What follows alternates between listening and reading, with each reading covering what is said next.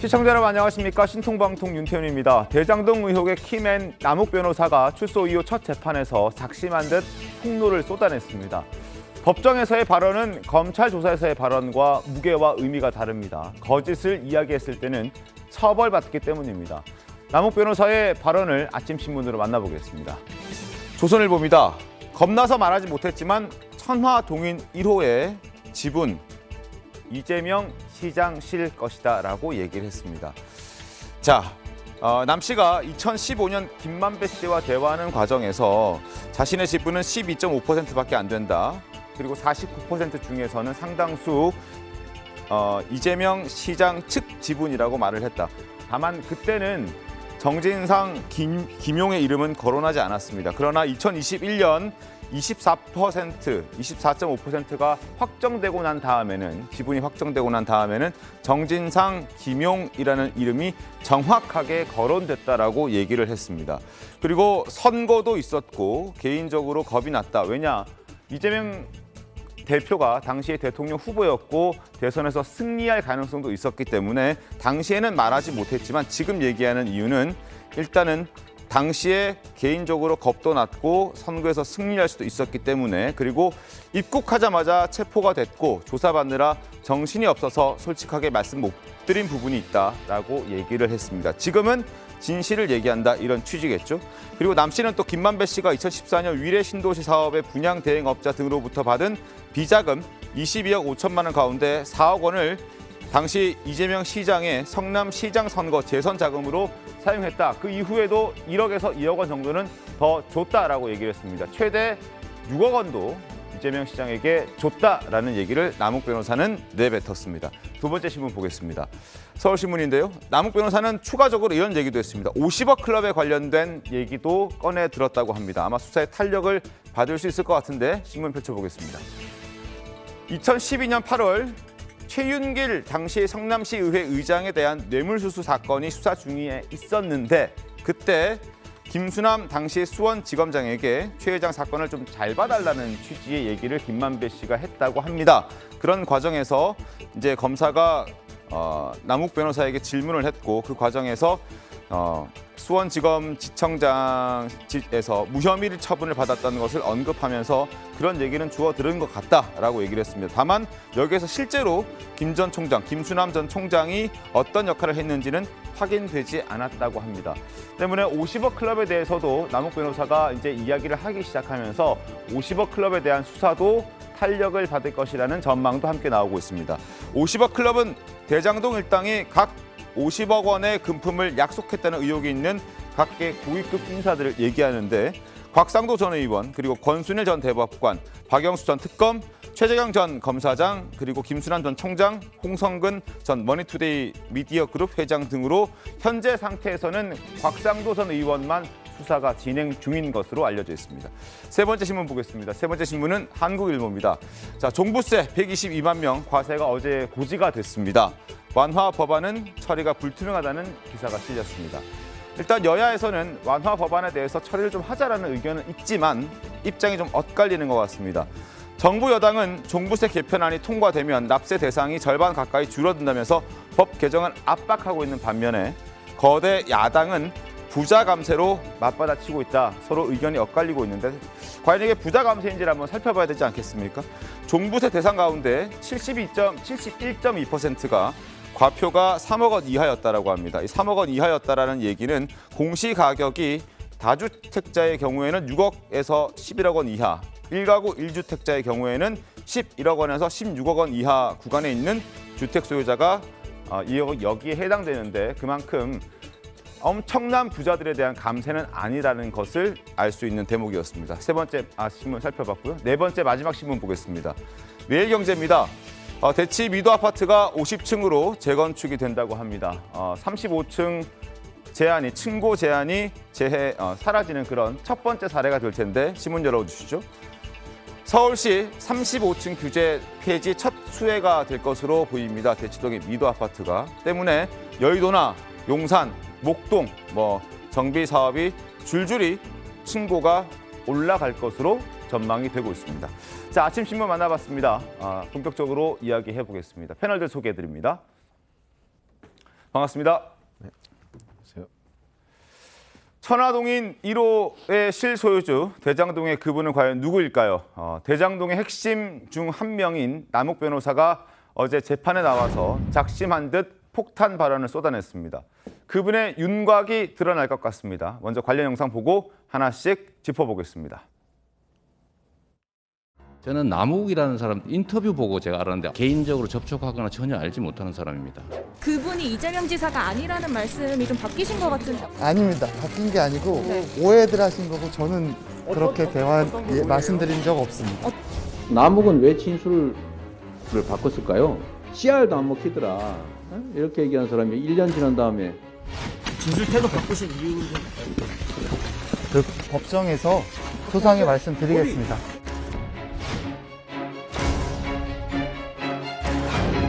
성경사가 사장님으로 이재명 성남시장실 지분이라고 들었다는 증언을 했는데 여기 대해서 한 말씀 해주실 수 있을까요? 선거도 있었고 법도 많아서 실제로 말하지 못했다고 답을 했는데 이에 대한 대표님 입장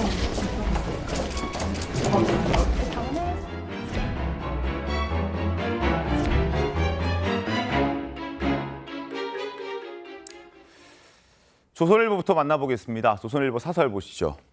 대장동 그분은 이재명 시장실이라는 대장동 업자의 법정 증언이 나왔습니다. 법정 증언이라 함은 그만큼 의미가 남다릅니다. 위증을 했을 경우에 위증죄로 처벌받을 수 있기 때문에 본인의 처벌을 받기 싫더라도 거짓을 고하지 않고 진실을 얘기할 가능성이 높기 때문입니다. 자, 대장동 개발업자인 남욱 변호사가 어제 법정에서 2015년 2월부터 천화동인 1호 지분이 이재명 당시 성남시장실 지분이라는 것을 알고 있었다고 증언했습니다. 당시 성남시장이던 민주당 이재명 대표 측이 대장동 업자들이 짜놓은 수익 지분 수혜자였다는 것을 개발 초기부터 남욱 변호사는 알고 있었다고 증언을 한 겁니다. 대장동 일당이 이른바 그분의 실체와 관련해서 법정에서 증언한 것은 이번이 처음이다라고 조선일보는 지적하고 있습니다. 결국 대장동의 그분, 이 화살이 다시 이재명 대표로 향하고 있는 것 아닌가 하는 생각이 드는데요. 어떻게 보셨습니까? 그렇죠. 대장동 의혹이 처음 불거진 게 작년 9월이죠. 그런데 이제 아시다시피 성남시장이라는 존재가 없었다면 네. 왜냐하면 모든 결재권자는 성남시장이었기 때문에 대장동 사업 자체가 있을 수가 없습니다. 자, 그러면 이재명 성남시장, 당시 성남시장은 이게 단군 이래 뭐 최대의 공익 환수 사업이다 이렇게 얘기를 했지만 공익 환수는 그 이재명 성남시장 측 주장으로 따지더라도 뭐 5천 몇백억 정도인데 그 중에는 사실 SOC 뭐 이런 것들 중심으로 해서 그거는 기부 체납 방식으로 얼마든지 다른 사람이라도 환수할 수 있는 내용이거든요. 네네. 그러면 배당금 1,822억이 다예요, 사실상. 네.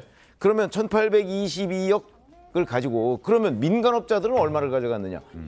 여기에서 4,040억을 배당받은 것뿐만 아니고 네. 그다음에 그 화천대유가 15개 블록인데 그중에 5개 블록을 수의계약으로 가져가가지고 거기서도 또 최소 3천억 원 이상을 이제 수익을 올렸단 말이죠.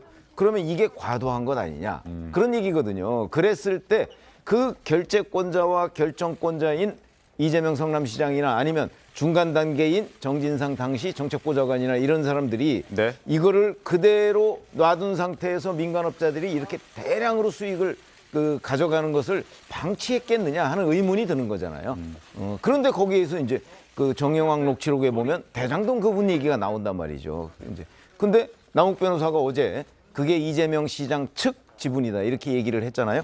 그러면 저는 상당히 개연성이 높다 이렇게 봅니다. 작년에도 뭐 이 부분을 규명하려고 했지만 규명이 제대로 안 됐어요. 그러니까 올해 이제 새롭게 나온 얘기고 더군다나 법정에서 나온 얘기니까 네. 아마 그 규명이 지금부터 시작돼야 되는 것 아닌가 이런 생각이 듭니다. 이재명 대표는 대선 당시에도 그리고 지금도 마찬가지입니다. 그분은 대장동의 그분은 본인은 아니다라고 강력하게 반발하고 있습니다. 지난 대선을 뜨겁게 달궜던 대장동의 그분 논란 영상으로 다시 한번 보겠습니다. 천화동의 1호 절반은 뭐 그분 것 이런 말에 대해서는 그분이 누구예요? 그 천화동인 1호는 의심할 여지 없이 그 화천대유 소속이고 화천대유는 제 개인 법인입니다. 없을 때는 나라님도 욕한다고 그냥 이재명 이렇게 불러버리고 말지 그분이라는 표현을 하는 게 상식적으로 좀 이상합니다. 유동규 씨가 지금 김만배 씨보다 5살 아래거든요. 후배한테 그분이라고 지칭하십니까? 결국은 칼끝이 이재명 지사를 향해 갈 수밖에 없습니다. 그분은 전혀 없습니다. 그런 분은 없습니다. 제 거 주인은 제가 주인입니다. 모든 것을 설계하고 승인하고 기획한 그리고 도장을 찍은 우리 이재명 후보가 몸통이라는 것이 이게 명백하게 나오지 않습니까? 본인이 더 녹취록에 더 극렬하게 많이 나오지 않습니까? 윤 후보님 아무 근거 없이 모든 자료가 그분이 이재명을 가리킨다라고 페북에 써놓고 지금도 가지고 계시죠? 사과하실 생각 없습니까? 전혀 없습니다. 한민수 대변인님, 지금도 이 입장에서는 변화가 없죠. 네, 어제 이제 남욱 씨가 법정 가서 얘기하고 네. 그게 보도된 내용들을 보면은 일각에서 의심하는 것처럼 검찰이 남욱을 풀어준 이유가 저거 아닐까. 본인은 작심 발언이지만 이미 유동규 씨가 한 얘기를 또 다시 한번 또 한 번 되풀이하는 그 정도 수준인데 그 많은 언론들이 지금 지적하고 있는 게 그런 겁니다. 재판정에 들어간 기자들이 기사를 썼지요. 대부분이 전원이다. 네. 가령 이런 겁니다. 대장동 개발 지분이 김만배 씨로부터 정진상, 김용에게 돈을 줘야 한다는 것을 유동규에게 전해 들었다. 사실은 확인한 바 없다. 또 9천만 원을 줬다고 그래요. 9천만 원을 유동규 씨가 가지고 갔는데 옆방으로 갔다. 일식집에서. 누군지 모른다. 900만 원도 아니고 90만 원도 아니고 저 같으면은 제 돈 9천만 원 주고 누구 전달하면 물어보겠습니다. 돌아오면 누구한테 줬어요? 물어봐야죠. 근데 또 그것도 확인이 안 됐어요. 일부 사업자금, 지금 나오는 저런 얘기들입니다. 일부는 김용 정진상에게 주는 것이라고 이야기를 했는데 들은 사실이나 확인한 바는 없다. 오직 하면은 김만배 씨 변호인이 남욱 씨를 말립니다. 왜 자꾸 검사를 말립니다. 검사를 말립니다. 공소 사실에도 없는 김용과 정진상을 자꾸 이 법정에서 이론을 거론하느냐. 뭐 기사에다 나온 내용이니까요. 재판장은 그 판사는 또 그럽니다. 남욱 씨한테 뭐 20억을 줬다고 갑자기 꺼내니까 이 공소 사실과 관련 없는 얘기를 왜 합니까? 사실로 확인되지 않은 내용을 하지 마세요. 하면서 지적을 합니다. 이 이른바 이게 전문 진술인데요. 제가 좀 전에 말씀드린 것처럼 누구한테 들었다는 걸 내가 또 다시 한번 들었다. 한 3번 들은 것 같아요. 2-3번. 이런 진술은 법정에서 이제 뭐 증거로서 능력이 없다고 합니다. 그래서 이분이 지난해 10월에는 이재명 후보가 당선될 가능성이 있어서 그랬다. 우리 다 기억하지 않습니까? 지난해 10월에 지지율 높았던 사람이 누굽니까? 지금 윤석열 대통령이에요. 상당히 큰 차 있었습니다. 12월 말쯤 가가지고 거기 당내 내분이 일어나면서 좁혀졌어요. 1월 달에 다시 벌어지고. 그렇다면은 저라면 남욱 변호사가 생각할 때 그러면 당선 가능성을 높게 보면은 그때 검찰에 가서 더 불지 않겠습니까? 그래서 1년 만에 이런 진술들이 180도 바뀌는 이유가 뭘까? 이런 의심을 합리적으로 안 할 수가 없습니다. 알겠습니다. 자, 어찌됐든 대장동 관련해서 중요 재판들이 지금 이어지고 있고 그리고 새로운 증언과 진술들이 쏟아지고 있습니다. 추가적으로 나왔던 내용들을 하나하나씩 지금부터 짚어보겠습니다. 화면 함께 보겠습니다. 남욱도 폭로전에 시작했다라는 제목의 진술 3대 포인트. 첫 번째는 선거 때마다 돈을 전달했다. 2020년 경선 자금에만 돈을 준 게 아니라 14년과 18년 시장 선거와 그리고 경기도지사 선거 때도 수억 원에 대한 돈을 줬다라고 진술을 한 겁니다. 그리고 또 다른 현금 전달한 정황도 있습니다. 마지막으로 대장동 지분 배분에 대한 증언도 등장하기 시작합니다. 첫 번째부터 신문을 통해서 만나보겠습니다. 조선일보입니다. 김만배, 이재명 재선 지원하고 대장동 사업 주도권 그리고 지분도 약속했다라는 내용의 보도가 실렸습니다. 첫 번째, 대장동 민간 사업자들의 선거 지원이 2014년뿐만 아니라 2018년 경기도지사 선거 그리고 2021년 민주당 대선 후보 경선 중요 선거 때마다 이루어졌다. 이미 김용 부원장의 공소장에 보면 8억여 원에 대한 돈이 선거 경선 자금으로 쓰여졌다라고 해서 지금 김용 부원장은 구속이 된 상태입니다. 그리고 2014년 6월 4일 지방선거를 전후해서 김만배 씨를 통해서 당시 이재명 캠프에 있었던 유동규 전 성남 도계공 본부장에게 전달된 금액을 묻자 남 씨가 최소 4억 원이고 추가로 1, 2억 원 더 전달된 기억이 난다 이렇게 얘기를 했습니다.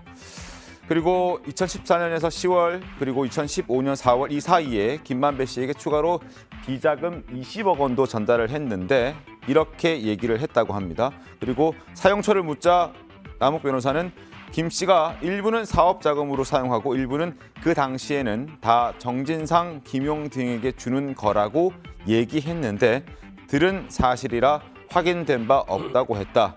검찰은 이 돈의 종착점을 쫓고 있는 상황입니다. 세 번째, 2018년 경기지사 선거 지원도 의혹에 있습니다. 남 씨가 이날 김만배 씨가 2018년 경기지사 선거 때도 정진상 씨에게 선거 비용을 대준 것처럼 얘기했다는 취지의 증언을 했다는 겁니다. 그래서 이 부분도 검찰이 지금 들여다보고 있는 상황입니다.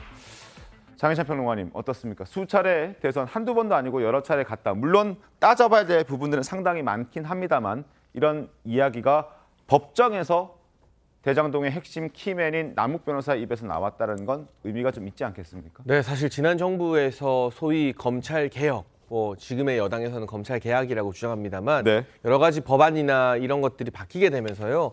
검찰의 피의자 신문 조서의 증거 능력이 상당히 제한이 됐습니다. 그래서 피의자 신문을 하는 것보다 법정에서 공판 과정에서 어떤 말을 하느냐의 중요성이 이전보다 훨씬 더 커졌거든요. 그런 상황에서 지금 남욱 변호사나 유동규 전 본부장이 법정에서 이렇게 이재명 대표와 또는 정진상 실장, 김용 부원장 측에 매우 불리할 수 있는 증언을 한다는 것 자체가 네. 상당한 압박으로 다가갈 수밖에 없는 부분이고 지금 민주당에서는 정진상 실장이 구속까지 되었습니다만 여전히 이건 증거가 없지 않느냐, 진술밖에 없다, 3인 성호다라고 하고 있는데 구체적으로 구속영장 이제 발부를 다투는 심사에서 검찰이 어떤 증거 등을 추가로 제시했는지는 아직까지 언론에 알려지지 않고 있거든요.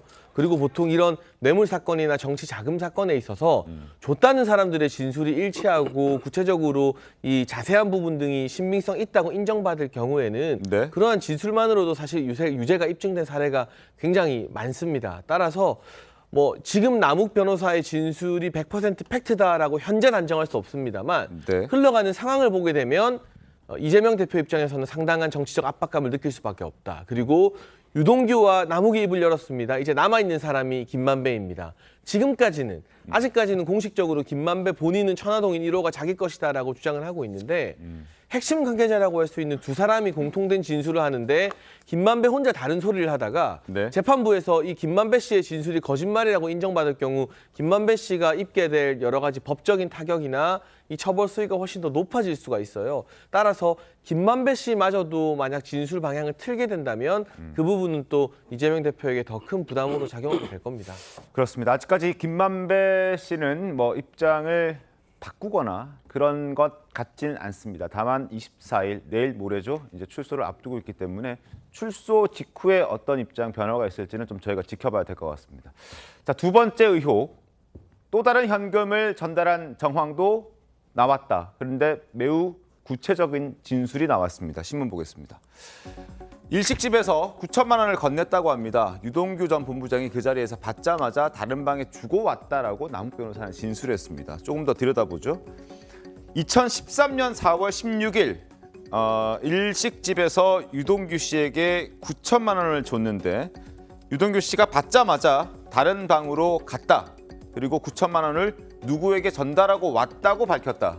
남 씨는 돈을 쇼핑백에 담아서 줬는데 다른 방에 들어갔다 오고 쇼핑백을 안 가져왔기에 전달했다고 생각했다며 형님들, 형제들이라고 다른 방에 대해서 얘기를 했고 그들이 정 실장과 김 부원장이라는 건 추측으로 그렇게 생각을 했다라고 얘기를 하고 있습니다.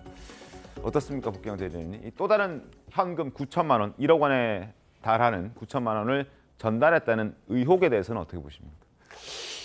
이게 2013년이면 그 2014년 이재명 당시 성남시장이 재선에 도전하기 1년 전이면 그렇죠. 이 부분은 이제 선거하고도 전혀 상관이 없는 건데 그때 유동규 씨한테 돈을 줬는지 안 줬는지도 유동규 씨가 인정한다라고 하면 주었겠죠. 그런데 선거와 전혀 상관없다라고 전혀 상관없는 것이죠. 따져봐야 될 부분이 1년 전이니까 그때면 결국은 이제 유동규 씨가 업자들에게 돈을 받아내기 위한 어떤 행위 과정에서 9천만 원을 받았는지 모르겠는데 저때 워낙 오래전 일이기 때문에 만약에 이제 유동규 씨가 그 옆방에 뭐 누구누구가 있었다라고 얘기를 하는데 그분들이 나의 그때는 다른 데 있었다라고 명확하게 밝힐 수 있는 이런 근거가 없다면 이제 이거는 약간 근거가 있는 카더라 통신이 될 가능성이 좀 있어 보여요. 그런데 이 사실 2014년이면 13년이면 지금부터 벌써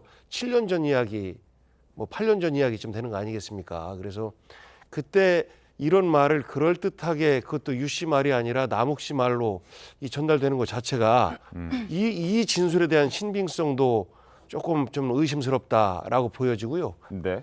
그 우리가 처음에 녹취록 이야기를 했었지 않습니까? 네. 그 녹취록 전체를 쭉 보면 남욱 변호사가 그 지분에 대한 배당 이익을 받고 그 다음에 본인의 이익을 지키려고 하는 이 과정에서 정영학 회계사라든지 김만배 씨라든지 이분들과의 돈 때문에 갈등을 일으키는 이런 모습들이 좀 보입니다.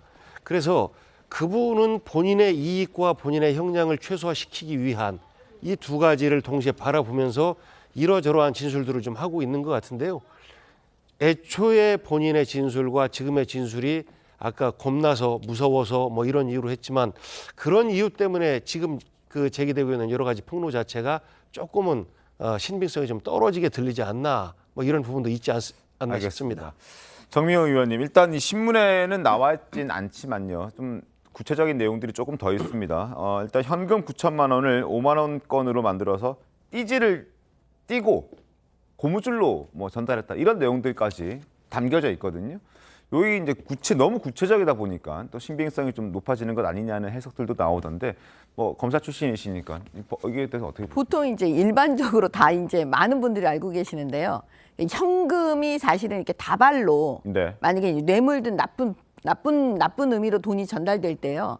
사람들이 다 의식을 하는 겁니다. 이게 나중에 만약에 발각이 되면 드러나게 되면 이게 처벌받을 수 있다는 게 일단은 생각을 할 거 아닙니까? 물론입니다. 그러면 그런 경우에 뭐냐면 그 띠지는 이게 나중에 출처가 확인이 될 수 있다, 걸릴 수 있다. 그러니까 그걸 빼고 그다음에 고무줄을 대신 묶거나 아니면 그냥 그 통으로 무슨 다른 종이로 묶거나 이렇게 해서 이제 일반적으로 사람들이 그렇게 알고 있는데요. 사실 띠지도 뭐 중요하지만 중요한 건 뭐냐면 9천만 원, 1억, 2억, 3억 이렇게 현금이 다발로 가면요. 사실은 그게 그 수표처럼 추적이 됩니다.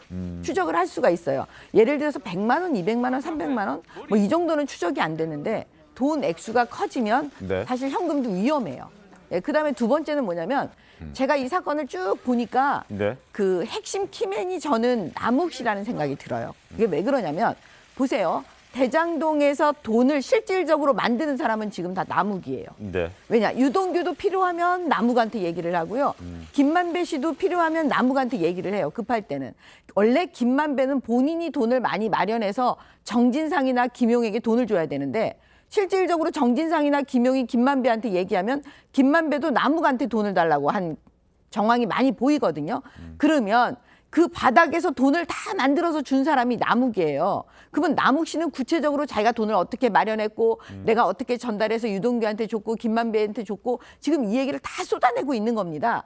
그럼 보세요. 김만배는 아직까지 입을 벌리지 않는다고 해도 지금 유동규 씨는 이미 이제 얘기하기 시작했어요. 그러면 유동규 씨의 진술과 그다음에 이 남욱이 얘기한 부분에 대한 진술이 일치한다고 하면 그게 단순히 나 돈 1억 줬습니다. 그때 일식집에서 얼마 줬습니다. 내가 받았습니다. 누구한테 전달했습니다. 이런 취지로 얘기하는 게 아니고요. 더 구체적으로 말을 하는 거죠. 그때 이런 일이 있었고 이런 일이 있었고 띠지 어쩌고 이렇게 구체적인 얘기들이 다 나오기 때문에 검찰이나 법원 판사가 볼 때는 굉장히 신빙성이 높다고 보고 있는 거죠. 왜냐? 김용과 정진사 씨가 진술 안 해도요. 어차피 다 입증할 수가 있습니다. 알겠습니다. 뭐 재판 상황을 좀 지켜보고 또 검찰 수사 상황도 좀 살펴보도록 하겠습니다. 세 번째 의혹 보겠습니다. 남욱 변호사가 대장동 지분 배분과 관련해서 또 구체적인 진술을 쏟아냈는데 신문 함께 보겠습니다. 조선일보입니다. 45%였던 나의 지분이 25%로 깎이고 그리고 그 깎였던 지분 중에 일부가 이재명 시장실 지분 25%로 결정됐다라는 내용의 보도입니다. 남 씨가 이날 재판에서 이런 얘기를 했습니다. 자신의 지분은 초기에는 45%, 김만배 씨가 25%, 정영학 회계사가 20%, 그리고 브로커로 참여했던 조모 씨가 10%를 갖기로 했는데 이게 점점점 어떤 일도 생기고 하면서 시간이 지나면서 자신의 지분이 35%로 일단 10%포인트가량 줄어들게 됩니다.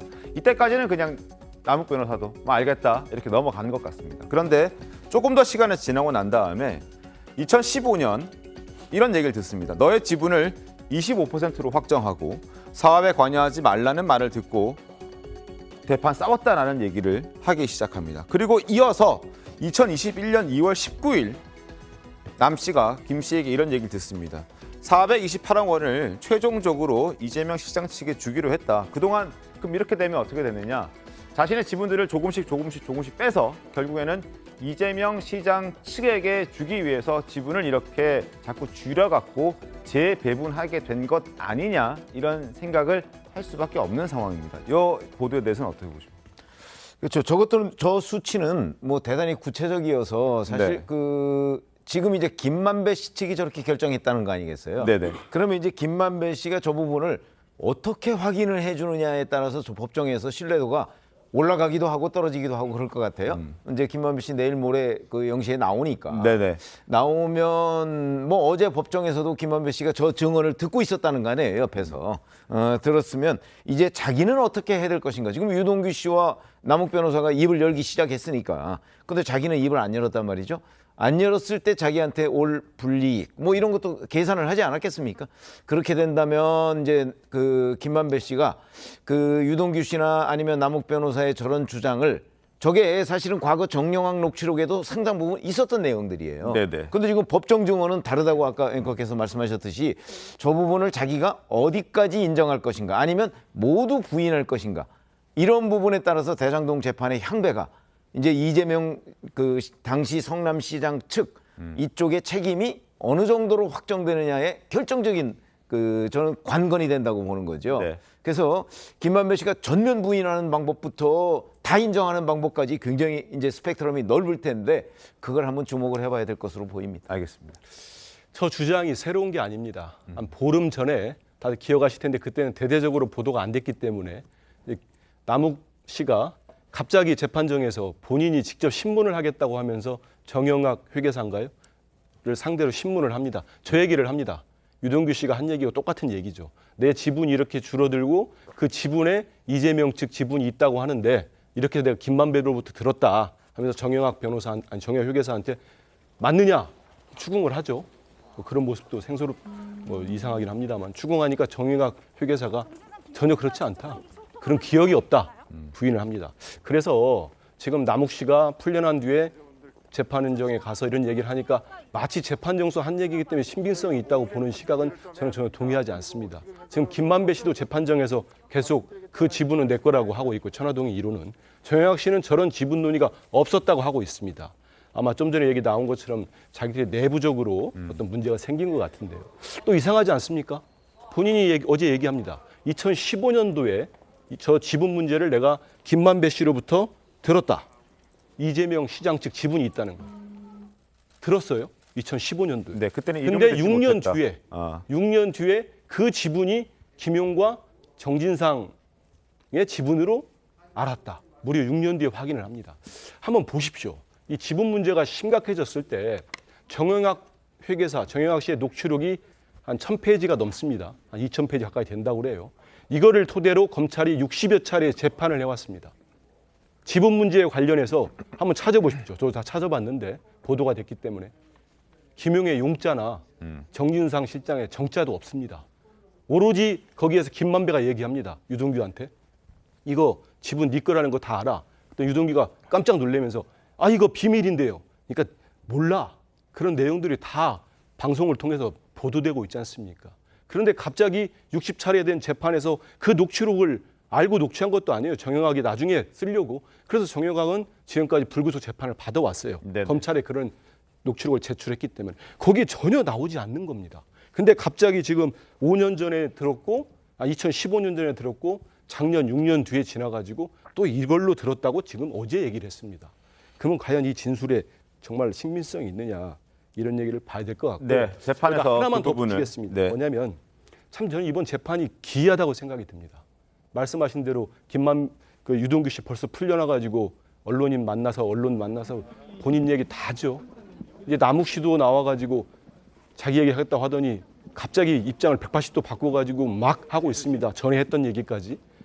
전 매체가 다 쓰고 있어요. 이제 김만배 씨까지 나옵니다. 우리가 그렇게 뭐 수천억을 다 해먹었다고 그런 파렴치한 정말 부정부패의 원흉 같은 사람들이 재판장에 갔다가 모두 풀려나고 반대로 이제 김용과 정진상이 구속이 됐습니다.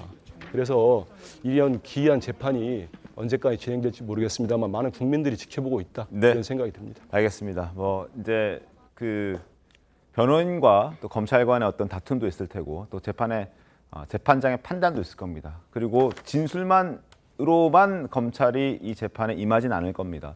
분명히 근거가 있을 텐데 그 근거라든지 증거들에 대해서 저희가 또 내용이 나오는 게 있으면 말씀을 드리겠습니다. 어찌됐든 지금 어제 출소를 하고 그리고 첫 재판에 참여해서 출석해서 나왔던 남욱 변호사의 진술 위주로 일단 저희는 얘기를 하고 있습니다. 폭로가 하나 더 있었습니다. 화면 보겠습니다.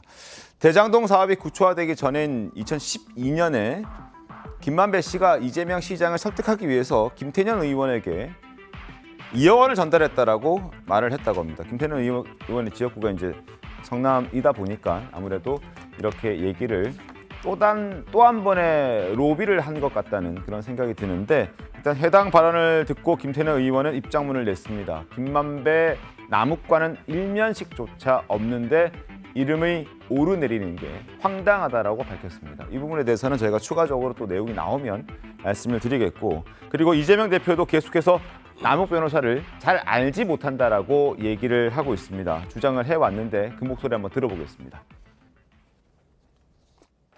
이분들 제가 봤을 때 아무래도 이거 짜고 들어온 것 같아요. 누구 그런 느낌이 안 듭니까? 지금 유동규 씨 그리고 김만배, 정영학, 남욱, 그래서 아마 거기에 그 지사님 이번에 증인한테도 여러 번 보고가 있었지 않을까 싶어요. 전혀 없었고요. 제가 아까 없었나요? 말씀드렸던 것처럼 민간업자들과 만나거나 교류라도 했으면 자. 제가 해임시켰을 거라니까요. 저는 남욱이라는 사람 인터뷰 보고 제가 알았는데 저분도 저하고 악수를 한번 한 일이 있구나. 그런데 저는 그 사람을 그 외에 개인적으로 접촉하거나 전혀 알지 못하는 사람입니다. 남욱 씨가 2021년 10월에 이제 구속을 앞두고 사실상 강제 귀국하면서 로비를 시도해 봤는데 CR도 안 먹히더라. 이렇게 얘기했습니다. 그런데 그 1년이 지난 지금 검찰에 구속된 상태에서 2021년 4월에서 8월 사이에 뭐 8억인지 6억인지를 대선 자금으로 줬다라고 합니다. 과연 2021년 10월에 자유롭게 언론사와 한 인터뷰 그리고 지금 구속된 상태에서 한 이야기 이 중에 과연 어떤 게 더 진실에 가깝겠습니까? 정권이 바뀌고 검사들이 바뀌니까 이렇게 관련자들 말이 바뀌고 있습니다. 자, 이재명 대표의 입장은 이렇습니다. 어찌됐든 그러나 남욱 변호사의 폭로가 정말 사실이라면 정말 이재명 대표에게는 치명적일 수밖에 없습니다. 어제 오전까지만 해도 검찰 수사를 향해서 야당 탄압이라고 비판했었습니다. 어제 목소리도 한번 들어보겠습니다. 위기 극복에 써야 될 국가 역량을 야당 파괴에 허비하고 있어서 안타깝습니다. 검찰 독재 정권의 어떤 탄압에도 우리 민주당은 흔들림 없이 민생과 경제를 챙기고 평화와 안보를 지켜나가겠습니다. 변호사가 천화동이 이재명 성남시장실 지분이라고 들었다는 증언을 했는데 여기 대해서 한 말씀 해주실 수 있을까요? 남욱 변호사가 1년 전에 수사 당시에 진술하지 않은 이유로 뭐 선거도 있었고 법도 많아서 스스로 말하지 못했다고 답을 했는데 이에 대한 대표님 입장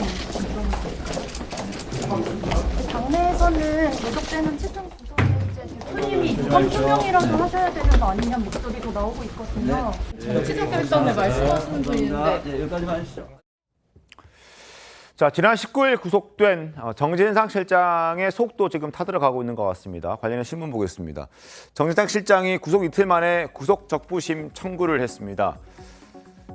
일단 다른 사람들은 다 나오고 있는데 본인만 안에 있는 건 좀 불리하다라고 생각을 하는 것 같습니다. 다른 사람들은 입을 맞출 수 있는 기회가 생겼는데 나만 이렇게 갇혀 있는 것은 나에게 불리하다라고 생각을 하는 것 같고 부당하다라고 생각하는 것 같아서 구속적부심 청구 이유를 그렇게 밝혔습니다. 그리고 변호인단 내부에서는 다른 재판부 판단도 받아볼 필요가 있다라고 생각하는 것 같습니다. 그러나 과연 이게 쉬울지는 저희가 지금 한번 살펴봐야 될 것 같은데 아마 청구가 받아들여질 가능성이 좀 낮은 것 아닌가 하는 그런 전망들도 꽤나 많은 것 같습니다. 다음 신문 보겠습니다. 자, 이런 내용들이 있습니다. 정 실장이 과거 국가보안법 위반 사건과 사기 사건 2건에 연루됐을 때 자신의 몸을 숨겼던 적이 있다고 합니다. 그래서 도주의 우려가 있다는 점을 법원에서는 판단했던 것 같고 하나 더 그리고 검찰은 또 정 실장이 이달 9일 압수수색 진행했을 때 여의도 국회 인근에 있었지만 나타나지 않았고 그리고 이를 민주당 당직자들도 모른다라고 은폐했기 때문에 이런 부분들까지도 고려를 한 것 같습니다. 그리고 정진상 실장이 부인에게 문자 메시지를 보낸 게 있는데요. 유동규 전 본부장을 위해하겠다라고 하는 메시지도 보냈다고 합니다. 이러저러한 걸 판단했을 때 구속적부심에서 받아들여질 가능성은 좀 낮은 것이 아닌가 하는 전망들도 나오고 있는데 뭐 어떻게 좀 보십니까? 아마 그 적부심 받아들여지지 않을 거예요. 예, 그 왜 그러냐면 지금 그 구속이 됐을 때요. 핵심이 뭐냐면 그 도주 우려와 증거 인멸 우려인데요. 네. 지금 보니까 검찰이 자료를 엄청 많이 갖고 있네요.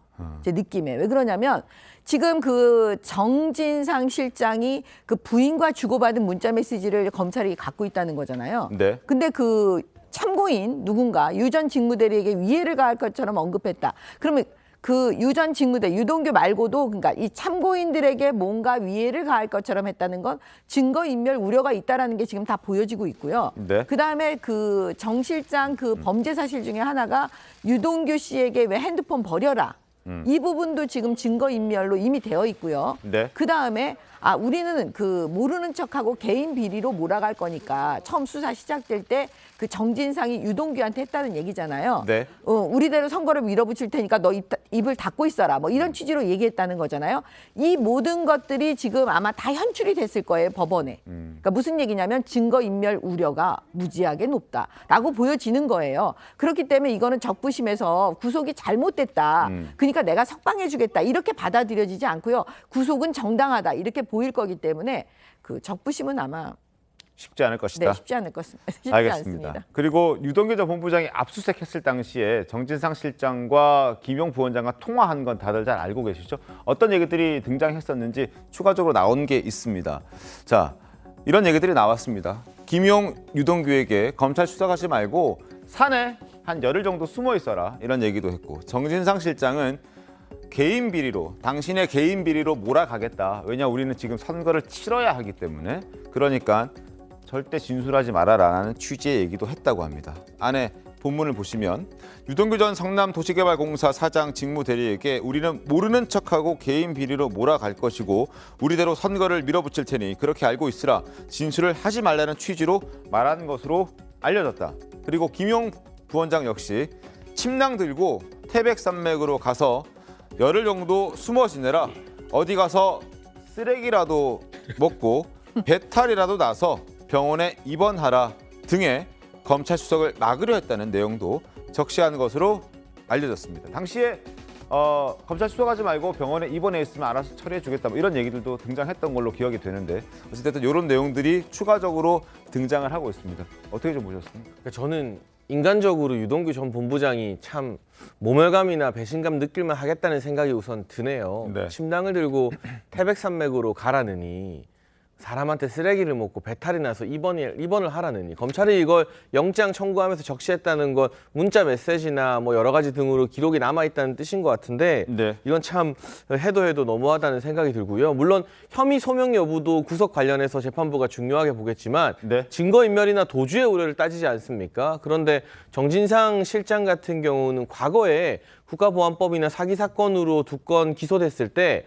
이 주소지, 거주지 소재 불명으로 기소가 이제 유예된 적이 있다고 합니다. 네네. 이런 기록 등이 아마 구속 적부심 등에서도 정진상 실장 측에게 굉장히 불리하게 작용할 것 같고요. 무엇보다 제가 이 신통방통에도 말했습니다만 검찰이 압수한 정진상 실장의 현재 등록된 주거지, 그러니까 대장동에 위치한 아파트 CCTV 2달 출입 기록을 봤는데 정 실장이 안 보였다는 거잖아요. 그러니까 현 주거지가 사실 불분명하다는 것도 구속 적부심에서는 좀 불리하게 작용하지 않을까 싶고요. 네. 일단 구속 적부심 여부를 차치하고서라도 네. 김용과 정진상이라는 공인된 측근 두 사람이 구속이 되었기 때문에 네. 이게 유무죄 가르는 것은 아니다 할지라도 보통 이 정도로 측근 2명이 구속되면 대다수의 정치인이나 정치 지도자들은 국민 앞에 유감을 표명하고 고개를 숙입니다.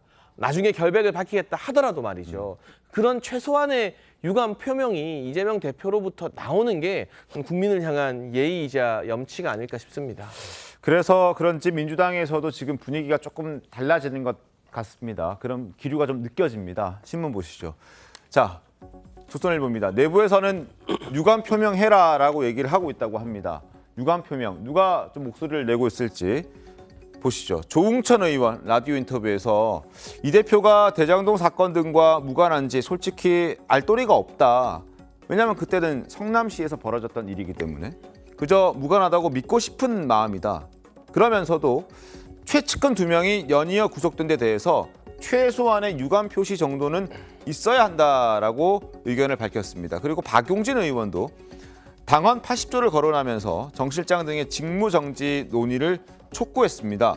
일각에서는 이 대표에 대한 직접 수사가 시작되면 당내 반발이 더 거세질 것으로 보고 있다는 내용도 나오고 있습니다. 자, 목소리 한번 들어보겠습니다. 직접 들어보시죠. 정말 무관한지 그건 솔직히 뭐 잘 알 도리가 없죠. 무관하다고 믿고 싶은 거죠. 그거는 이 대표, 그다음에 뭐 정 실장, 또 김용 부원장 뭐 이런 분들이 아실 거니까 이제는 어느 정도 직접 해명을 좀 해야 될 그런 상황이 이르지 않았나. 그리고 뭐 최측근 2명이 연이어 구속된 데 대해서 최소한 무리를 일으켜서 미안하다 뭐 이런 유감 정도는 표시할 때가 되지 않았나. 저는 이 부분에 대해서도 저희가 지금 김용 부원장과 관련된 기소가 됐으니까요. 뇌물과 개인적인 어떤 비리 문제이기 때문에 이 부분에 대해서 그냥 섞어서 가기보다는 분리해서 바라보고 대응해야 되는 것 아니냐는 생각이 듭니다. 복경 위원장님, 당내 분위기가 지금 좀 많이 바뀌어가고 있다라는 보도를 제가 소개해드렸는데 실제 많이들 그렇습니까? 어떻습니까? 당내에서 사실상 뭐 걱정과 우려를 많이 하고 있는 것만은 사실입니다. 네. 그럼에도 불구하고 지금 이 대표에게 겨눠진 어떤 그 대선 자금 의혹이라든지 그 밖에 이제 대장동 의혹이라든지 이런 것이 수사 초기부터 정상적인 형태로 진행돼 왔다라고 한다면 지금 박용진 의원이나 조웅천 의원의 말이 맞을 수가 있을 텐데 이것이 이제 대선 끝나고 나서 몇 달 전에 새롭게 구성된 그 수사팀에 의해서 갑자기 방향이 바뀌어지고 있는 것, 이런 것들을 보면서 이 부분은 50억 클럽에 대한 수사도 하지 않고 오로지 야당 탄압과 야당의 상징적 정치인인 이재명을 죽이려고 겨누고 진행되는 것 아니냐라는 정치 탄압에 대한 의혹을 더 많이 갖고 있습니다. 네. 그래서 저는 이런 부분에 대한 어떤 의혹을 검찰에서 해소를 주면서 수사를 했으면 좋겠다라는 좀 바람을 갖고, 저 두 분 의원께서 말씀하신 저 부분도 당내에서 뭐 합리적인 의견으로 들릴 수 있습니다만 지금처럼 최초로 야당 당사를 압수수색하고 최초로 국회 본청을 압수수색하고 이렇게 국민의힘 쪽이나 여당에서는 검찰에서는 뭐 이재명 방탄이다 하고 있는데 방탄이 안 되고 있지 않습니까? 그래서 검찰이 의도한 대로 수사가 진행되고 있는데 지금 이재명 대표에게 유감 표명을 해라라고 하는 것은 자칫 혐의를 일부 인정해라라는 소리로 들릴 수도 있습니다. 그래서 조금 더 수사 과정을 좀 지켜보는 것이 지금으로선 타당하지 않은가 싶습니다. 알겠습니다. 대장동 의혹과 관련해서 가장 처음 등장한 게 이제 50억 클럽을 주로 말씀을 하시는데 그 부분도 앞서 제가 신문에서 말씀드렸듯이 50억 클럽 일단 곽상도 전 의원에 대한 수사는 진행 중이고요. 아마 남욱 변호사라든지 다른 대장동 일당들이 이제 출소하고 증언을 하게 되면서 진술하게 되면서 그 부분에 대한 수사도 아마 진행이 되지 않을까 하는 생각을 해봅니다. 그리고 이처럼 돌아가는 상황이 굉장히 엄중한데 이런 얘기가 좀 등장하기 시작했습니다. 이 대표가 과거 자신을 수행했던 조직폭력배에 연루된 혐의를 받고 있는 인사를 민주당 당직자로 임명했다는 내용이 드러난 겁니다. 조선일보 보겠습니다. 폭행 전과가 있는 이재명의 비서, 야당의 국장급 당직자로 채용이 됐다라고 합니다. 김모 씨로 알려져 있는데 2007년 9월 무허가 경비업체 특별경호단이 성남 지역 폭력 조직인 종합시장파와 국제마피아파 등 43명을 동원해 성남시 분당구의 한 오피스텔 보안 용역 업무를 빼앗는 과정에서 기존 사업자인 보안 용역 직원들을 폭력을 동원해 강제 퇴출시킨 사건에 연루돼 있어서 징역 6개월, 집행유예 1년을 선고받았던 인물이 지금 민주당의 국장급 당직자로 가 있다고 합니다. 민주당 관계자의 얘기를 보면 이 대표 취임 2개월이 넘어서 김 씨가 갑자기 채용됐다 이런 얘기도 있고 오랜 측근이기 때문에 대장동 사건 등의 검찰 수사와 관련 있는 것은 아닌지 의심이 드는 상황이다 이런 얘기들이 쏟아져 나오고 있습니다. 이 보도는 어떻게 보셨습니까? 왜냐하면 이 김 씨가 사실은 2015년 1월 달에 이제 유동규, 김문기, 이재명 시장 뭐 이렇게 해서 호주, 뉴질랜드 출장을 갔었잖아요. 같이 갔던 인물. 그때 같이 갔던 인물이거든요. 그러니까 지금 김문기 전 처장을 이재명 대표가 몰랐다고 얘기한 게 선거법 위반, 허위사실 유포로 지금 기소가 돼서 재판이 진행 중이잖아요. 네. 그러니까 아마 그런 문제. 그런데 만약에 거기에서 이 김 씨가 이런저런 또 증언을 하면 그 또한 상당히 중요한 변수가 될 가능성이 있잖아요. 근데 이런 즈음에 이제 이 사람을 사실은 이재명 대표가 8월 28일 대표가 됐는데 네. 지금 이제 거의 3개월이 다 되고 있습니다. 그런데 이때 갑자기 국장급으로 채용을 했다. 더군다나 저런 전과가 있는 사람을 국장급으로 채용했을 때 여론에 미치는 영향 같은 것도 별로 좋지는 않을 텐데 그럼에도 저런 그 조치를 취했다는 것을 보면 아 이게 단순한 인사 이상의 그 무엇이 있는 것 아니냐 하는 의심을 저는 자초했다고 봅니다. 지금 핵심적인 인물이 정진상 그다음에 김용 이런 두 분만으로 우리는 알고 있잖아요. 근데 공교롭게도 그 두 분이 민주당의 당직자가 됩니다. 이재명 대표가 되는 순간 이후부터요. 네. 근데 지금 이 수사가 이 두 사람 정진상하고 김용 수사하던 진행되던 때 또 한 사람 이 김 씨를 채용하는 거예요. 그러면 이 채용의 의미는 뭐냐면 저는 이분은 숨어있는 또 하나의 측근이라는 생각이 드는 겁니다. 그럼 무슨 얘기냐. 이분이 또 민주당 당직자가 돼야 돼요. 그러면 이분에 대한 수사가 곧 들어갈 겁니다. 전 들어갈 거라고 봐요. 그거는 일단 추측이신 거죠. 아직 뭐 추측. 확인된 건 아닙니다. 제 생각인데 네. 그러니까 그걸 이재명 대표가 미리 알고 만약에 김 씨에 대한 수사가 또 시작이 돼서 조사하고 이랬을 때 이게 또 야당 탄압이다. 이렇게 아마 얘기를 하려고 하는 것 같습니다. 알겠습니다. 그 절차가 좀 진행된 걸로 들었고요. 네. 그리고 15년 전에 있었던 폭력 그 전과 가지고 이미 그 징역 6개월에 집행유예 1년까지 살지 않았습니까? 네. 거기에 대해서 치러졌는데 지난 대선 때도 저걸 또 정치 공세한다고 당시 야당 지금의 여당이 문제 제기를 했습니다. 좀 너무 심하다는 생각이 들고요. 전 그런 생각이 듭니다. 그 이분이 또 그 자원봉사자 이제 실직상 무직 상태에서 대선 내도 활동을 했었고 지난 당대표 경선 때도 활약을 한 걸로 알고 있습니다. 같이 했는데 그러면 계속 그냥 이분은 뭐 폭력 전과가 있고 하기 때문에 놔줘야 됩니까? 당직자로 임명할 수 있는 거죠. 저는 그런 생각이 들어요. 밥 먹다가 돌을 씹어도 이재명 탓입니까? 모든 게 이재명 방탄이고 모든 게 이재명 탓입니까? 알겠습니다. 너무 과도한 정치 공세는 국민들로부터 역풍을 불 겁니다. 알겠습니다. 북경님 짧게. 예, 저도 충남 도당위원장을 하고 있잖아요. 네네. 제 임기 동안 저와 호흡을 같이 할 사람이 필요합니다. 그래서 정규직 당직자 이외에 저랑 임기를 같이 할 당직자들 당연히 제가 임명합니다. 그것처럼 이재명 대표도 이재명 대표 임기와 함께 할 수 있는 일종의 시간을 정해둔 당직자죠.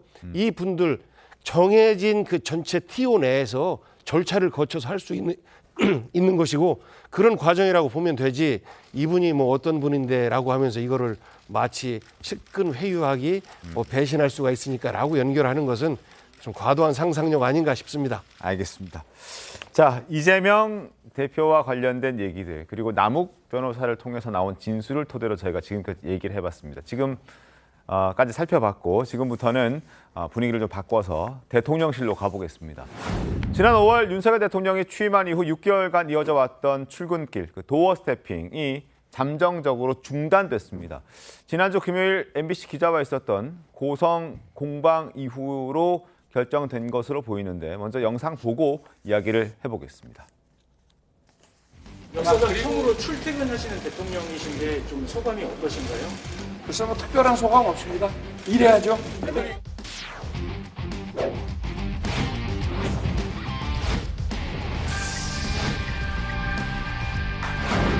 도어 스태핑 때문에 지지가 떨어진다고 당장 그만두라는 분들이 많이 계셨습니다만은 그거는 제가 용산으로 대통령실을 옮긴 가장 중요한 이유이고. MBC가 뭘 악의적으로 했다는 거죠? 뭐가 악의적이에요? 그럼 대통령님이 말씀하신 거잖아요. 그게 저희가 지어낸 거예요.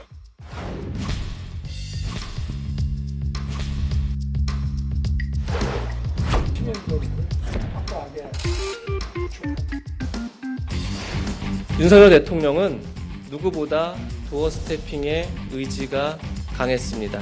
그러나 본래 취지를 살리기 어려워졌다는 판단이 들었습니다.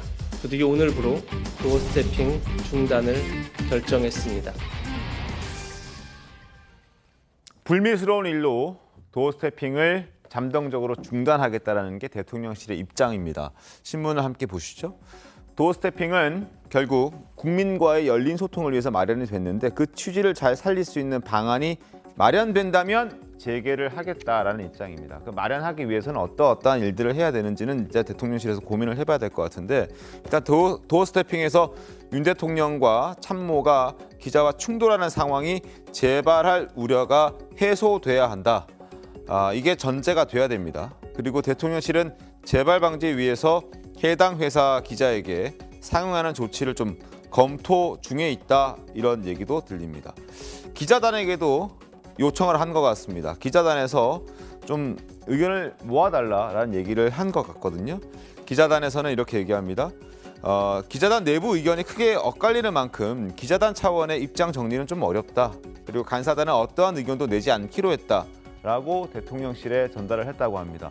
기자들 내부에서도 뭐 이러저런 의견들이 엇갈리겠죠. 신문 하나 더 보겠습니다. 다음 신문은 동아일보입니다. 도어 스태핑 61회로 중단이 됐다. 대통령실은 기자단이 MBC 문제를 해결해 달라고 요청을 했지만 기자단에서는 요청을 받아들이진 않았습니다. 대통령 참모들은 이렇게 전했습니다. 이 발표를 하기 전날까지 그리고 늦게까지 회의를 하면서 해당 기자를 그대로 둔 채 도어 스태핑을 하기는 어렵다라는 내용을 얘기를 했다고 합니다. 좀 가깝게 잡아주시면 좋겠습니다. 자, 그리고 여기에는 윤 대통령의 의중도 작용한 것으로 보여진다고 합니다. 윤 대통령은 비단 도어 스태핑 사태뿐만 아니라 비속어 논란 보도를 비롯한 일련의 MBC의 행위를 정치적 목적을 가진 활동으로 보는 것으로 알려졌다라고 대통령의 의중이 일정 부분 반영된 것으로 지금 조선일보와 동아일보는 전하고 있습니다. 어떻습니까? 그냥 마냥 대통령실에서 지금 MBC의 입장을 좀 기다리는 것 같은 느낌이 드는데 MBC 이거는 입장을 대통령실 기자단이 자체적으로 다시 고민을 해야 될 문제 같고요. MBC 회사 차원에서도 해당 이기주 기자의 대통령실 출입 문제를 고민해야죠. 저는 징계가 당연하다고 보는데 입장을 바꿔서 물론 지난 정부에서는 5년 내내 문재인 전 대통령이 기자를 직접 만난 횟수가 겨우 한 10번 남짓이었습니다만 그 만나는 장소에서 타사 기자가 이 문재인 전 대통령 만나는데 쓰레빠 신고 나와가지고 소리 질렀으면 진보 지정에서 가만히 있었겠습니까? 실제로 대통령 기자회견에서 다소 불편한 질문을 냈던 이 경인방송의 김혜령 기자 같은 경우는 그 이후에 불미스럽게 회사에서 해직이 되고 경인방송 자체가 문을 닫는 일도 있었죠. 거기에 비하면 지금 뭐 군사 독재 운운하는데 언론의 자유가 너무나 지나칠 정도로 보장되고 있기 때문에 대통령과의 만남 자리에서 기자가 쓰레빠 끌고 나와서 큰 소리 칠 수 있는 세상이 됐구나 싶기도 합니다. 아니 뭐 이러다가 이기주 기자 그냥 대통령이랑 싸우겠어요. 이 도어 스태핑이라는 역사적 진보의 결과물을 이기주 기자라는 개인이 감정 절제하지 못해서 고성이 오가는 난장판으로 만들었고 그 결과 도어 스태핑이 잠정 중단된 거 아니겠습니까? 여기에 대해서 다른 언론사 기자들과 매체 그리고 국민들에게 도의적 책임을 느낀다면 누가 뭐라 하지 않아도 이기주 기자 스스로가 본인 대통령실 출입 더 못할 것 같다. 나 때문에 다른 매체 그리고 대통령과 매일 대면할 수 있는 기회를 국민들이 못 보게 되어서 죄송하다라면서 물러나야 되는 거죠. 이런 이 사단을 일으켜놓고 MBC도 MBC지만 아무런 입장 변화 없이 꿈쩍 오늘도 뭐 용산으로 출근했는지 모르겠습니다만 아무리 지금 정권이 어렵고 지지율이 다소 낮아도요. MBC도 그렇고 이기주 기자 본인도 그렇고 이 국민들이 뽑은 정보 알기를 너무 우습게 보는 거 아닌가 싶은 생각이 많이 듭니다. 알겠습니다. 어쨌든 뭐 당시 문재인 대통령 시절 청와대에서 근거는 어디서 오는 자신감이냐 뭐 이렇게 얘기를 했던 적이 있는 김혜령 기자 얘기한 것 같은데 그것과 또 해직과 뭐 여러 가지 회사가 망하는 뭐 그런 부분까지 연결 짓는 것은 개인의 의견이라 생각하겠습니다. 그리고 슬리퍼를 자꾸 쓰레빠 하시는데 그 부분도 정정하도록 하겠습니다. 그만큼 격이 없는 의상이었다는 뜻이죠. 알겠습니다. 뭐 일단 뭐 대통령실 입장에서는 화가 남는 것 같은데 그럼에도 불구하고 일단 기자 오래 하시지 않았습니까? 네. 기자들 입장에서 봤을 때는 의견이 좀 엇갈리는 것 같고 그래서 간사단에서는 얘기를 못 하는 것 같아요. 엇갈리죠. 왜 그러냐면 기자는 기자 나름대로의 뭐 이제 좀 중립적으로 얘기하면 뭐 일종의 직역 이기주의 뭐 이런 것들이 있습니다. 네. 그러다 보니까 저걸 가지고 딱히 누가 잘못했다 이렇게 평가하기가 쉽지가 않은 측면이 있어요. 왜냐하면 뭐 대개 양비론 비슷하게 이제 평가가 되거든요. 그렇기 때문에 뭐 예를 들어서 자 대통령한테는 그러면 고성으로 질문하면 안 되느냐 여기에 대해서 누구도 자신 있게 안 된다 이렇게 얘기할 수 있는 사람은 없거든요. 그러나 또 그게 또 예의에 어긋난다고 생각하는 사람들도 굉장히 많을 거고요. 그렇기 때문에 MBC 측에서 자체적으로 판단해서 뭐 기자를 교체하든 뭐 어떻게 하든 이거는 모르겠는데 뭐 MBC가 그럴 것 같지도 않아요. 그래서 저거를 저는 대통령실이 기자단에 미루는 일은 저는 적절하지가 않고 대통령실 스스로 판단해서 할 일이 있으면 하고 이렇게 했을 경우 그 언론사 그 출입 기자들과의 무슨 문제가 있겠다 싶으면 그런 조치를 하지 않으면 되는 거지 자꾸 기자단한테 대통령실이 떠넘기면 안 된다. 저는 그런 생각을 갖고 있습니다. 알겠습니다. 대통령실에서 생각하고 있는 것은 뭐 여러 가지가 있는 것 같은데 일단 등록 취소 그리고 출입 정지 그리고 기자 교체 뭐 이런 것들이 있는 것 같은데요. 그걸 MBC의 입장을 기다렸다가 지금 최병욱 위원 말씀해 주신 대로 기다렸다가 뭘 하기보다는 뭐 마냥 기다릴 수도 없는 것 아닙니까? MBC가 입장 밝히지 않으면 그럼 도어 스태핑 안 할 겁니까? 그것도 아니지 않습니까? 그러니까 대통령실 자체적으로도 뭔가 해결책을 자체적으로 찾아서 빨리 재개하는 게 오히려 더 낫지 않을까라는 생각이 들고 그런 차원에서 오늘 아침 신문에서도 여러 지적들이 있었습니다. 한겨레 신문과 조선일보 사설을 좀 보여드리겠습니다. 자, 먼저 조선일보. 대통령 도어 스태핑 결재된 모습으로 빨리 재개하길 바란다. MBC 행태가 마음에 안 드는 것도 일견 이해는 된다만 그렇다 하더라도 여러 가지 지금 장혜찬 평론가께서도 지적해 주셨듯이 여러 가지 진일보된 소통의 어떤 창구가 지금 새로 생겼는데 그걸 이렇게 중단하고 없애는 것은 대단히 부적절하다. 어찌됐든 뭔가 기자들도 대통령에게 기본적인 예의를 지키는 것 플러스 대통령실도 정제된 메시지를 정확하게 전달하는 방식으로 좀 바뀌어야 한다라는 그런 의견도 있었습니다. 한겨레 기사 보겠습니다. 편협하기 짝이 없다라는 주장인데 일단 한겨레에서는 그 이기주 기자의 질문이 난동 수준이라고 보는 대통령실의 입장은 받아들이지 않는 것 같습니다. 그리고 그동안 대통령실에서 용산 이전에 치적으로 내세웠던 그 도어 스태핑을 느닷없이 중단할 이유가 되느냐 과연 기자가 이렇게 얘기한다고 해서 그래서 이런 부분에서는 좀 편협하고 이번 일을 계기로 혹시 안 하고 싶은 그런 마음을 드러낸 것 아니냐 그런 명분을 찾은 것 아니냐 이런 지적들도 나오고 있습니다. 한민수 대변인 어떻게 보십니까? 그러니까 용산 대통령실의 상징이라고 그렇게 매번 기회 있을 때마다 자랑들을 하셨는데 이렇게 대통령실이 일방적으로 중단한 거는 바람직하지 않습니다. 아마 기다렸다는 듯이 이렇게 하는 거 보면은 여권 내부적으로 홍준표 대구시장이 뭐 조마조마했다는 표현까지 쓴 거 보면은 내부적으로 도어 스태핑이 너무 설화도 자주 일으키고 하니까 뭐 이번 기회에 중단을 하려고 검토했던 거 아닌가 이런 생각까지 들 정도입니다. 근데 저는 대통령이 이렇게까지 뭐 하고 싶으면 하고 하기 싫으면 말고 이거는 바람직하지 않고요. 저는 이제 뭐 국민의힘이나 이런 쪽에서 슬리퍼 얘기하는데 지금이 조선왕조 시대입니까? 슬리퍼든 그 기자가 맨발이면 어떻습니까? 그건 중요한 거 아닙니다. 거기에서 대통령이 악의적이라는 표현과 함께 가짜뉴스라고 하는데 거기에 대해서만 저도 기자 생활했습니다만 그 얘기를 듣고 무엇이 악의적입니까를 못 물어보겠습니까? 이번 사건의 본질은 언론 탄압입니다. 아니 세무조사에서 520억 넘게 추징하죠. 탑승기는 대통령 개인 자가용 비행기도 아닌데 타지 말라고 기자 못하게 했지요. 여당 지도부는 삼성이라고 찍어가지고 대기업들 광고하지 말라고 협박하지요. 그 다음에 결국 여기까지 왔습니다. 그 언론 탄압이라 전 이러다가 2020년 대한민국이 언론 자유 후진국 될까 봐 겁납니다. 알겠습니다. 지금이라도 바꿔야 됩니다. 네. 뭐 다른 부분은 이제 정치적 입장이 다르니까요. 달리 들을 수 있겠습니다만 저는 세무조사가 탄압이라는 데는 동의하기가 좀 힘들고요. 세금 제대로 내면 되는 문제고 특히나 지금 현재 MBC 박성재 사장이나 임원진 같은 경우는 무려 20억 원의 현금을 업무 추진비로 받아서 어디에 썼는지 내역도 제대로 기록하지 않고 막 썼다는 거 아니겠습니까? 일부 임원들은 월 300만 원씩 꼬박꼬박 현금 타갔는데 경조사비 썼다는데 한 달에 경조사비 300 내는 사람이 아무리 방송국 사장이나 임원이라도 있을까 싶기도 하고요. 그 부분에 대해서는 MBC 경영진의 도덕적 해이 문제를 질타해야 되는 것이지 이게 언론 탄압과는 좀 관련이 없는 것 같습니다. 알겠습니다.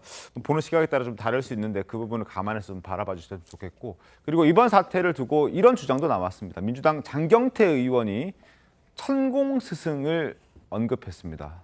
영상 보겠습니다. 기자들 수준이 너무 낮은데 앞으로 어떻게 하면 제일 좋은 방법이냐 하면 일주일에 한 번씩 기자회견을 합니다. 기자들하고 노상 말한다고 국민과 소통이 아니에요. 어제 MBC 스트레이트에 천공 스승이 도어 스태핑하면 안 된다는 방송이 방영되자 가림막 설치에 도어 스태핑 중단까지 갈수록 가관입니다. 언론과 야당의 재갈을 물리고 걸핏하면 압수수색으로 문제를 해결하려고 하는 참 잔인하고 오만한 정권입니다. 장경태 의원이 그 조명 얘기를 꺼내 들었다가 지금 일단 고소를 당할 그런 위기에 처해 있는 그런 상황인데 천공 스승 얘기를 꺼내면서 물론 MBC에서 보도가 나왔기 때문에 얘기를 꺼냈다 하지만 이 문제를 또 이렇게 가져가는 건 좀 너무 정치적인 해석이 아닌가 하는 생각도 들고요. 일종의 오비락인데요. 네. 그 과거에 손바닥의 왕자. 네네. 이때부터 무속의 말을 많이 듣는구나라는 근거가 됐지 않습니까? 그러면서 이제 MBC의 천공 스승이 도어 스태핑 일주일에 한 번만 해도 충분하다라는 투의 이야기를 하니까 곧바로 이제 시기를 거의 뭐 맞춰가지고 대통령실에서도 중단한다라고 이야기 나오니까 뭔가 교감이 있는 것처럼 국민들이 의혹 어린 시선으로 볼 수도 있겠다라고 생각을 해요. 그래서 저는 이 부분에 대한 의혹을 제기하는 것 자체가 참 격떨어지는 일이기 때문에 좀 부끄럽고 그런데 그런 의혹이 생기지 않게끔 대통령실에서 좀 조심해 주셨으면 좋겠습니다. 국민들 많이 걱정하십니다. 네네. 근데 홍준표 대구시장도 도어 스태핑 하지 말라고 시종 일관 주장을 했거든요. 근데 홍준표 대구시장 말 들었다는 얘기는 왜 안 하죠? 장경태 의원이? 그게 우선 궁금하고 그런 부분이 궁금합니다. 그다음에 지금 천공 스승인데 천공이 누구의 스승입니까? 저걸 자꾸 얘기하면서 그 마치 뭐 윤석열 대통령의 스승인 것처럼 지금 호도하는 측면이 있고 그다음에 천공이 얘기했다는 도어 스태핑 하지 말라 하는 거는요 6월 23일인가요? 그렇습니다. 그때 유튜브입니다. 네네. 지금 언제 때 얘기를 하고 있는 거죠? 그거를 이거랑 연결시키다니요? 뭐 저런 식으로 그 민주당 지도부에 있는 한 분이 얘기하는 것이 과연 국민들한테 얼마나 먹힐 것인가 저는 좀 궁금해지는 대목입니다. 알겠습니다. 자, 마지막으로 짚어드릴 내용은 바로 이 신문입니다. 신문 함께 보겠습니다. 지금 김의겸 의원이 지난 국감 때 의혹을 제기했던 청담동 술자리 의혹에 대해서 경찰 수사가 한창 진행 중인데 국민일보 보도를 하나 보겠습니다. 자정을 넘겼다던 청담동 술자리 첼리스트 일행 통신 기록을 위치 정보를 확인해봤더니 그 일행들은 10시 이후에는 그 술자리에 없었다라는 겁니다. 경찰이 휴대전화 위치 정보를 분석했고 첼리스트 현재 조사를 거부하고 잠적해 있는 상태인데 휴대전화 기지국 위치값 분석한 결과 그 일행들은 19일 오후 10시 무렵 해당 주점을 빠져나온 것으로 전해졌다. 그리고 경찰은 술집 주인과 밴드 마스터 등 참고인 조사들을 진행했는데 이들도 이렇게 진술했습니다. 이들이 자정 전에 가게를 떠났다. 윤 대통령이나 한 장관은 본 적이 없다는 취지로 진술을 한 것으로 알려졌습니다. 그리고 첼리스트는 조사를 받지 않고 잠적해 있는 상태입니다. 그래서 계속해서 허위일 가능성에 대해서 지금 경찰은 무게를 좀 두고 있는 것 같습니다. 자, 여기까지 살펴봤습니다. 잠시 뒤에 돌아오겠습니다. 오늘 준비한 신토막 여기까지입니다. 내일 더 신통하게 돌아오겠습니다. 고맙습니다. I heard you got arrested in the street last night.